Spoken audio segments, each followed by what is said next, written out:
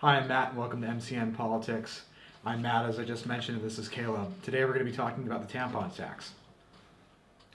So to begin, what is the tampon tax? Well, the tampon tax has been in the political scheme of things, recently highlighted by feminist activists and Democrats all across the board, nationally and internationally.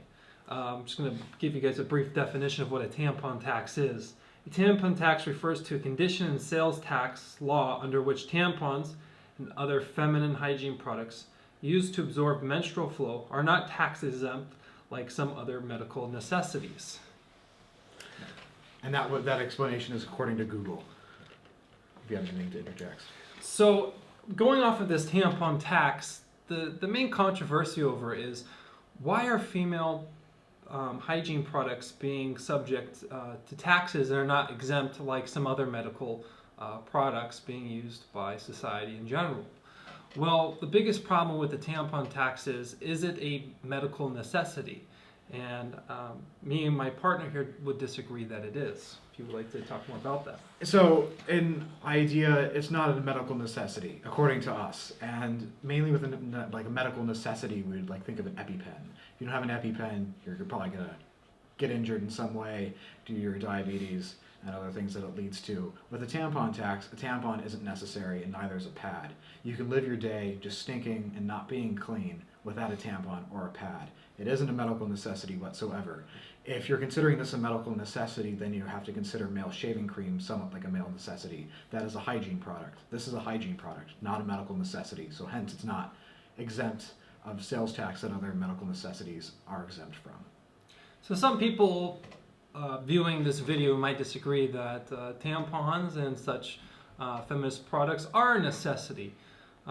Well, they're technically not, and they never have been. They were established somewhere around the 1920s, and ever since then, wherever there's been a sales tax, there's been what they call a tampon tax. But it's really important to note that this is misleading to a vast extent, because a tampon tax does not incite an extra tax on tampons or other feminist hygiene products. It's already establishing the sales tax within that particular state.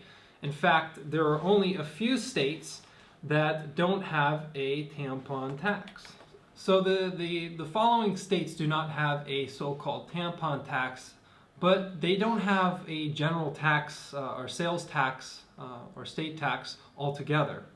Number 1 is New York, 2 Massachusetts, 3 Minnesota, 4 Pennsylvania, 5 New Jersey, 6 Maryland, 7 is Oregon, Montana is 8, New Hampshire is 9, Delaware is 10, and Alaska is 11. So we have a good majority, a good mixture of blue and red states within the states that do not have a so-called tampon tax, which is very important to know. And this is found on bdgmedia.inc. And this should basically become a rallying cry against sales tax in general. Personally, being a smaller government, being in favor of smaller government, we should basically eliminate the sales tax in general. We can see it in other states like New Hampshire or Delaware that don't even have a sales tax. They're doing great. But as you might argue, that you can see that sales tax is being compensated through other taxes like property taxes and other domestic type taxes. But if we fight against this, we can't ignore sales tax in general. This has to be an attack on sales tax also, or even lowering it. Being from an area where there's high sales tax, it's extremely devastating on people, and it's devastating on the economy that's hosting the sales tax. People will leave the county that has this high sales tax, or the city that has this high sales tax, and go to other cities, or other counties, or even other states to be able to buy larger products like automobiles or appliances, just to completely avoid sales tax. And to continue what Matt was saying, this is not a partisan issue. A lot of people say this is a conservative problem, that this is blamed on the Republicans, and this is a Republican concept, that Republicans love to tax feminist hygiene products. But this is simply not true. As in California, the California Governor Jerry Brown has vetoed a bill to end a sales tax on feminist hygiene products.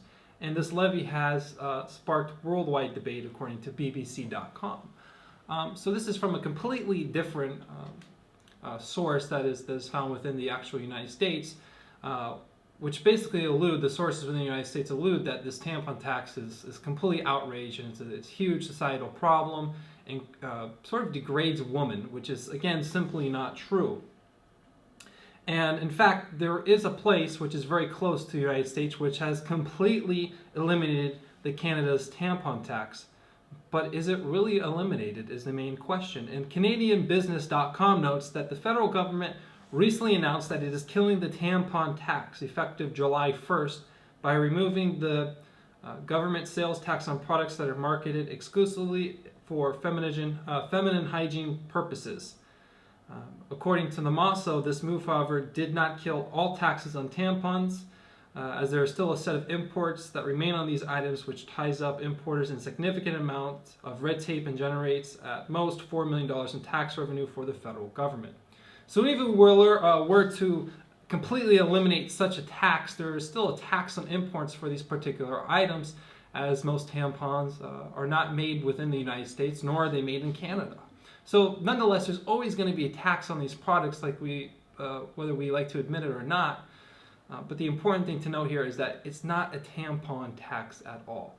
It's just a huge controversy sparked up by these mainstream leftists that are trying to assert this predicate that is simply not true, that Republicans want this outrageous and egregious tax on tampons and feminist hygiene products to make them suffer, unwilling humanitarian duties or whatever it may be, that it's simply that they're subject to these discrepancies in the tax code, or state tax code to be more specific, which is just simply not true.